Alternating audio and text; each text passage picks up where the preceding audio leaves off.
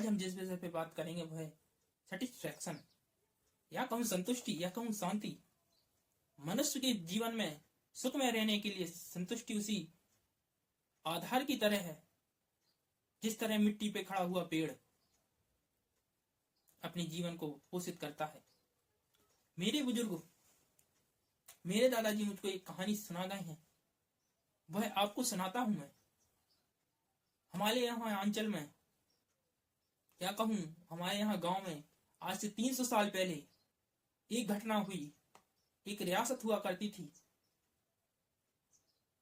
जहां के एक राजा और उनके 2 पुत्र हुआ करते थे। जब राजा बुजुर्ग हो गए तो उन्होंने अपने दोनों पुत्रों को बुलाया और दोनों पुत्रों के नाम अलग अलग 2 व्यवस्थाएं करवाई। एक पुत्र से कहा कि बेटा, तुमको पूरी रियासत का राजा घोषित करता हूं, और अपने बड़े पुत्र से बोले कि बेटा, वह एक कोरा पेज रखा है, उसमें कुछ बातें लिखी हुई हैं, उनके सहारे अपने जीवन का यापन करना। समय बीतता गया, राजा जी गुजर गए और छोटा पुत्र राजा बन गया। बड़ा पुत्र आनंद में जीवन जी रहा। बड़े पुत्र को आनंद में जीवन जीते हुए देखते हुए छोटे पुत्र के मन में एक भाव उत्पन्न हुआ कि ना जाने पिताजी बड़े भाई को ऐसा क्या दे गए हैं, इतना खुशी में जीवन जी रहा है। यह वो लालच की बीज था जो छोटे पुत्र के मन में उत्पन्न हो गया। सब कुछ पाते हुए छोटे पुत्र ने बड़े पुत्र को और उसके पूरे परिवार का वध करवा दिया, हत्या करवा दी। जब उसको पता चला कि पिताजी ने उस बड़े भाई को एक कोरा कागज दिया था जिसमें जिंदगी को सूत्र लिखे हुए थे, उन्हीं के सहारे मेरा बड़ा भाई जिंदगी जी रहा था, वह पेज को पढ़कर वह आत्मग्लानि से छोटा भाई भी वहीं पे मर जाता है। यह प्रश्न आप सबसे है कि ऐसा उस पेज में क्या लिखा होगा।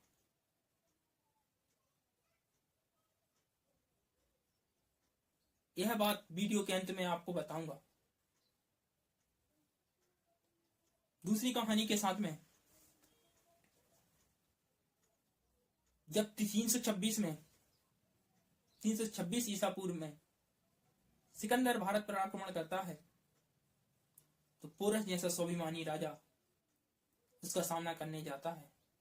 और कहते हैं कि मान्यताएं यह है कि वह समय सावन मास का था, रक्षाबंधन के मास का था।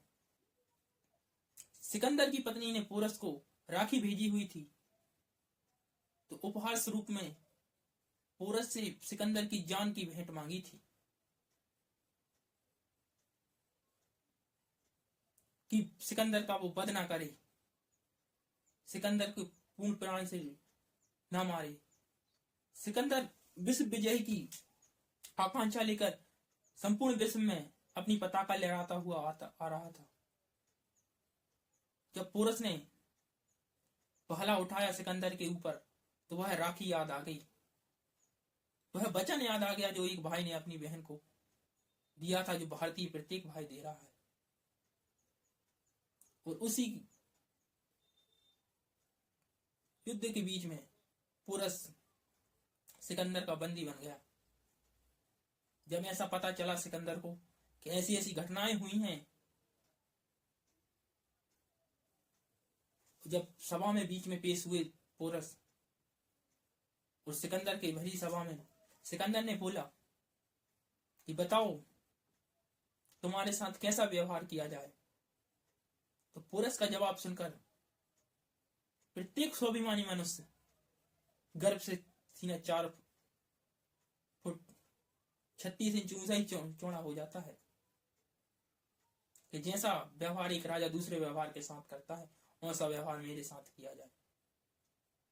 जब इतना महत्वाकांक्षी मनुष्य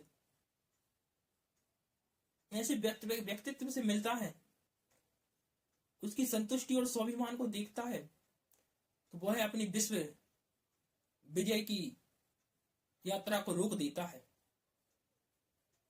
यह घटना वही बता रही है कि संतुष्टि जीवन में अनेकों युद्धों को रोक देती है। पहले वाली कहानी की बात करूं तो उस कहानी में भी जब उस छोटे भाई को वह पत्र मिला तो उसमें लिखा था, बेटा संतोष से जीवन जीना, शांति से जीवन जीना और संतुष्ट में जीवन जीना।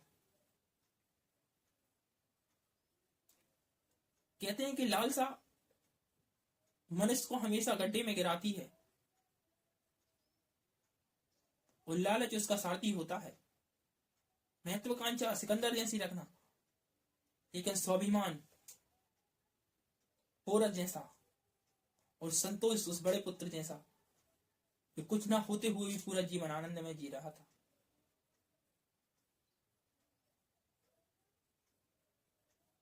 लालसा के कारण कबीरदास जी ने, तुलसीदास जी ने अपने अपने दोहों में अनेक विवरण दिया है।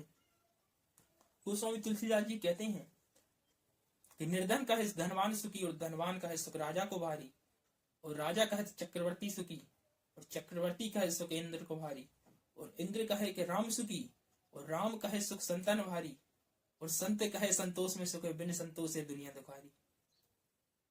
इन्हीं चौपाइयों को पढ़कर मैं अपने वीडियो को यहीं पे समाप्त करता हूँ। और मैं क्या संदेश देना चाहता हूँ यह समझ गए होंगे आप लोग। जय हिंद, जय हिंद।